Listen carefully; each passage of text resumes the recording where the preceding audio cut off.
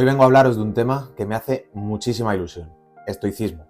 Es una filosofía que seguramente hayáis escuchado hablar de ella y algunos seguramente incluso la practiquéis, porque es algo que está en auge, de hecho está muy de moda, porque pese a ser una filosofía que existe ya desde hace muchísimo tiempo, es una filosofía milenaria, contiene una sabiduría y unos consejos para nuestra forma de actuar que me parecen indispensables e imprescindibles en nuestro día a día. Para entrar un poquito más de lleno, aunque hoy hablaremos un poquito en forma general, para tener un conocimiento sobre lo que esta filosofía implica y sus orígenes, pero bueno, en los próximos episodios hablaremos mucho de una manera más profunda sobre esto, porque creo que es algo que merece la pena compartir y conocerlo, ¿no? Saber de ello. El gran filósofo estoico Séneca, que ya hemos mencionado en otros episodios, dijo la siguiente frase: elige a alguien cuya forma de vida quieras emular. Tenlo siempre presente como un ejemplo a seguir. Necesitamos un estándar contra el que medirnos, alguien recto que pueda enderezar al torcido.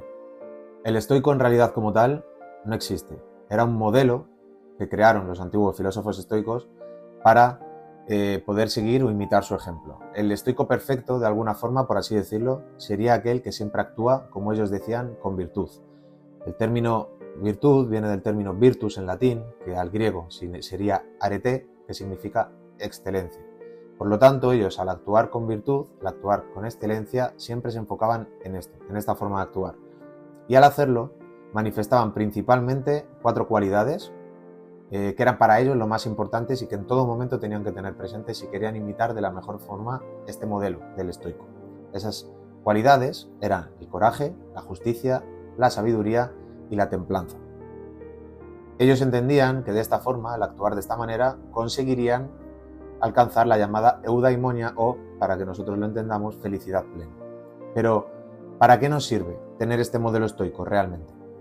Pues porque si siempre lo tenemos presente, aunque somos humanos y como tal cometemos muchos errores y seguramente esta sea la mejor forma que tenemos de aprender, cuando cometemos errores y somos conscientes de ello, lo observamos y aprendemos de estos, pero si tenemos presentes estas cualidades y nos metemos a fuego esta idea en la cabeza de actuar en todo momento con excelencia, con virtud, como decían los estoicos, vamos a ser capaces de dominar estas emociones, también de visualizarlas y por lo tanto reaccionar de una mejor manera, tener control sobre ellas y no permitir que nos dejemos guiar por los impulsos o por estas mismas reacciones que nos hagan actuar de una forma temperamental, por así decirlo, y no tener control sobre nuestros actos. De hecho, Séneca, al que hemos mencionado antes, decía que ninguna propensión humana es tan poderosa que no pueda ser vencida por la disciplina. Pese a que el estoicismo es una filosofía de más de 2000 años de antigüedad, la fundó Zenón de Citio en el siglo III a.C., es una filosofía que a día de hoy ha recuperado de nuevo muchísima fuerza. Esto es así, ya que los principios o herramientas que los antiguos estoicos recomendaban utilizar para poder seguir este modelo del estoico son plenamente vigentes en nuestros días porque son muy útiles, porque al final comprenden prácticamente la parte humana del ser humano y eso no ha cambiado pese a todos los avances que tengamos hoy. De hecho, precisamente son muy prácticos, más aún si cabe ahora que estamos sumergidos en esa vorágine tecnológica que nos tiene absortos y que nos impide la mayor parte del tiempo ser conscientes de lo que realmente vale la pena de lo que tenemos alrededor. Y también está cada vez más vigente porque ataca de lleno todo lo que tiene que ver con el pensamiento, la emoción y la reacción. Y eso es lo que ha acompañado al ser humano desde su origen hasta el día de hoy. Esto no significa, como muchos pensaban hasta ahora, que los estoicos fueran personas frías, personas sin sentimientos, personas sin emociones, ni que fuesen ascetas, ni mucho menos. Pero sí que se centraban mucho en darle a cada hecho, a cada acto, a cada emoción, la relevancia correspondiente, lo que le correspondía, ni más ni menos. De tal forma que no se dejaban llevar por sus emociones perdiendo el control de estas, sino que trabajaban diariamente en que fuese justo de la forma contraria, al revés, en cada día ir teniendo más control y más objetividad sobre estas. Respecto a la forma de observar los placeres de la vida ocurría lo mismo. No los rechazaban ni los miraban con mala cara, pero sí tenían claro que el exceso de estos era perjudicial. Como ya hemos mencionado anteriormente lo que decía Paracelso, ¿no? El veneno está en la dosis. El estoicismo es una filosofía de vida práctica válida para todo el mundo, independientemente del origen, la posición social, la economía de una persona o la salud que ésta tenga. De hecho, los 3 grandes y más conocidos filósofos estoicos eran personas completamente diferentes. Por ejemplo, Séneca, el primero que hemos mencionado, era la persona en sus días probablemente más rica del mundo. Además, era senador, estuvo al lado de varios emperadores, incluido Nerón, que prácticamente le invitó a quitarse la vida porque si no ordenaría su muerte.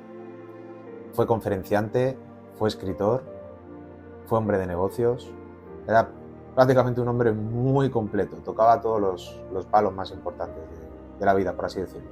Luego, por ejemplo, también teníamos a Epicteto, que está justo en el lado opuesto, en el lado contrario. La mayor parte de su vida fue un esclavo, hasta sus últimos años, que consiguió que su amo le diera la libertad y consiguió fundar su propia escuela. Y luego tenemos a Marco Aurelio, que seguramente sea el más conocido de los tres, porque para muchos es el mejor emperador y más sabio que ha podido tener en toda su historia el Imperio Romano. Por lo tanto, como estamos viendo, el estoicismo es una filosofía de vida práctica, a diferencia de otras filosofías que tal vez se centran más en la pura reflexión o el pensamiento. El estoicismo, aparte de contener estas, se centra sobre todo en los actos y en que siempre, como ya hemos visto antes, actuemos de una forma excelente, con virtud. Para ello, ellos tenían diferentes herramientas, que algunas ya las hemos mencionado antes, que utilizaban y siempre tenían presentes para poder actuar de esta manera. Estas herramientas las iremos viendo más adelante en próximos episodios porque ya os digo, yo llevo 3 años ya siguiendo esta filosofía, leyendo muchísimo sobre ella, reflexionando, poniendo en práctica los consejos y los aprendizajes que extraigo de ella y la verdad que es hasta el día de hoy no me puedo arrepentir de nada ni puedo decir nada malo, todo lo contrario, es muy útil.